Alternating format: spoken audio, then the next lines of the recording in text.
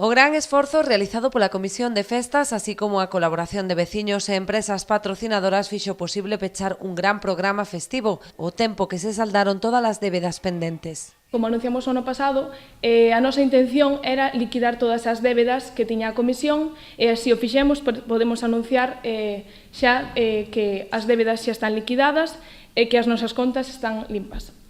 Queríamos tamén mencionar que este ano contamos con un número total de 8 grupos distintos de gaitas coa intención de que cheguen a todas as parroquias, a todos os veciños e veciñas.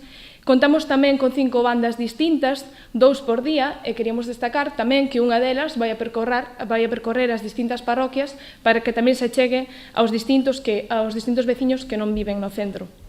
Tamén temos unha charanga, os santiaguiños, que o ano pasado lle gustaron moito aos veciños, este ano virán 2 días, o venres e o sábado. Os festexos arrancarán o venres 18 cando terá lugar o pregón e 2 concertos de rock. O sábado tocaralle as orquestras Solara e Carambola amenizar a velada nocturna, mentres que o domingo tomaralle o relevo a Orquestra Tango e o grupo de Líder. O luns a Orquestra Israel porá o broche de ouro. Ademais, os espectáculos musicais destacan entre as celebracións a tradicional misa e procesión do domingo ou as Olimpiadas dos Sanxoerguines que este ano cambian de emprazamento. Foi un acordo que se chegou entre a Comisión e a organización dos propios Sanxoerguins, sempre foron na Praza Maior, e este ano van a ser entre o edificio de usos náuticos e as pistas do castelo.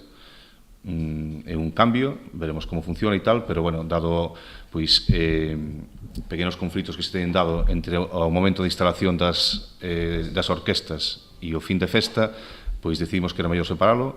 Van a ter esa zona, máis todo o que a rúa Fernández Albora, a que está a beira do mar, para as súas actividades. Van a ter, neste caso, a rampla do castelo, co cal para as actividades acuáticas seguramente máis aceitada. E, bueno, vamos a ver como funciona este ano.